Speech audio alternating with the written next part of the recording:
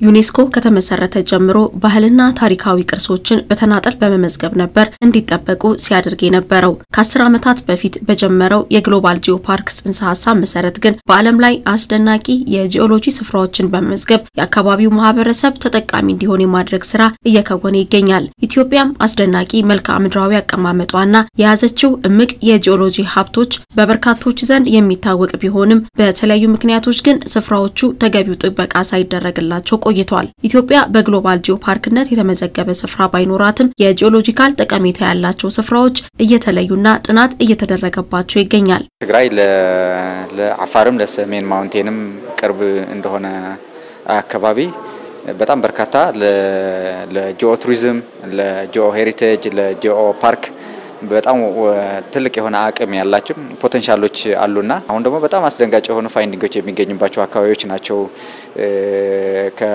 ከአክሱማይት ኪንግደም በፊት የነበሩ ትልቅ ስልጣኔዎች በየስነ ጥንት ምርምር የተገኙ ናቸውና ስለዚህ እነዚህ ቦታዎች በደንብ አጥንቶ አልምቶ ለማህበረሰብ ተጠቃሚነት ሲሸጋገሩ አንድም ሀገራችን ያላትን የተወዳዳሪነት አቅም በጣም ከፍ ያደርጋል። ጂኦ ቱሪዝም ፓርክ የሚሆን ቦታዎች ብቻ ዳሎልና ኤርታሌ ብቻ ሳይሆን ከዳሎልና ኤርታሌ ብቻ ሳይሆን አንደኛው የሐደር አለ ዩኔስኮ ላይ ተመዝግቧል። እሱ አንድ ኤሪያው አጠቃላይ እንደ ጂኦ ፓርክ ምክንያቱም እንስሳት አሉ፣ ውስጥ ፓርኮች አሉት፣ የአርኪኦሎጂካል ሳይቶች አሉት፣ ከ9 በላይ የምርምር ዓለም አቀፍ ምርምር ቦታዎች አሉ።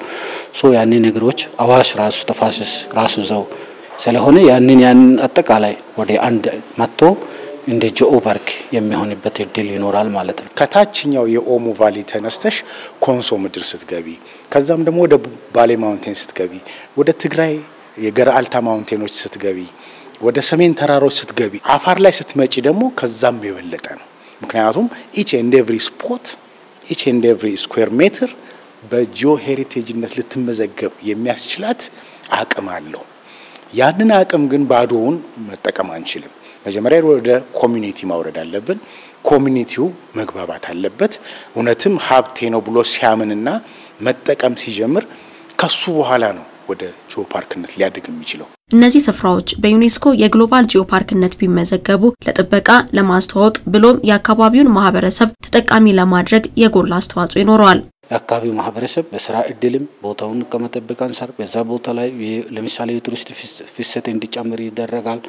ምክንያቱም ቦታው በደንብ ሲጠበቅ ቱሪስቶችን የመሳብ እድል ይኖራል። ቱሪስት ደግሞ ፍሰት ሲጨምር የአካባቢው ማህበረሰብ ዳይሬክትሊ ተጠቃሚ የመሆን እድሎች ይኖራሉ ማለት ነው። ሁሉም ጾታ የስራ እድል ወጣቶችን የስራ እድል ለመፍጠር ሰላማዊ ህይወት እንዲኖሩ አካባቢያችን ጥሎ እንዳይሄዱ ማህበረሰብ እንዳይበታተን የሶሻል ኮሄዥን ለመጠበቅም የማህበረሰቡ በጣም ስቴብል የሆነ ላይፍም እንዲኖር እንደዚህ አይነት ልማቶችም ደግሞ ሲመጡ አንድ ማህበረሰብ በራሱ ሀብቶች በራሱ ባህል እንዲኮራ ሌሎችንም እንዲያከብር ከሌሎችንም እንዲማር ተሞክሮም እንዲወስድ የራሱም እንዲያካፍል ለዓለም አቀፋዊ ግንኙነቶች ደግሞ መሰረት ይሆናሉ። ዓለም አቀፍ እሴት ያላቸውን የጂኦሎጂ ሀብቶችን በመለየቱ ስራ የዩኒቨርሲቲዎችና ሌሎች ባለድርሻ አካላት ተሳትፎ አስፈላጊ ነው። እነዚህ ዓለም አቀፍ እሴት ያላቸውን የጂኦሎጂ ሀብቶችን የመለየት ያላቸው ሀብት ምንድነው የሚለው የጂኦሎጂ ሀብታቸውን ብቻ ሳይሆን እዛ ጂኦሎጂ አካባቢ ያለውን ደግሞ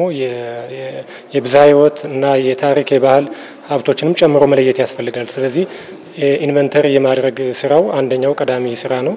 እኛውን ዩኒቨርሲቲዎች፣ ክልሎች፣ ሌሎች ባለድርሻ አካላት በትብብር መስራት የሚችሉት ነው። እነዚህ ከተለዩ በኋላ አካባቢው ላይ የሚያስፈልገው መሰረተ ልማቶች በማስፋፋት ማህበረሰቡ እንዲጠቀም በማድረግ የተለያዩ የቱሪዝም የንግድ ተቋማት እንዲስፋፉ በማድረግ ማህበረሰቡ የሚጠቀምባቸው የግል ዘርፉ የሚጠቀምባቸው እነሱን በማስፋፋት እንግዲህ የዚህ የጂኦፓርክ መስረታ ሂደቱ በኢትዮጵያ ያሉ ጂኦፓርኮች እንዲመዘገቡ የተሟላ መሰረተ ልማት ሊኖራቸው እንደሚገባ የዩኔስኮ መስፈርት ያስቀምጣል።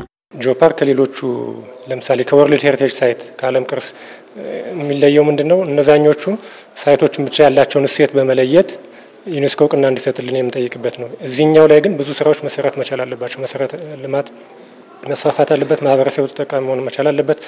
አካባቢውን በሚገባ ማስተዋወቅ መቻል አለበት። ስለዚህ በርካታ ስራዎች ከተሰሩ በኋላ ነው ወደዚህኛው ሊመጣ የሚችል። ግን ኢትዮጵያ እንደመታደሉ ነው በርካታ ያሉን ሀብቶች አሁንም በመጎብኘት ላይ ያሉ ለምሳሌ እንደነ ሰሜን ከወሰን በመጎብኘት ላይ ያሉ ሀብቶች ናቸው።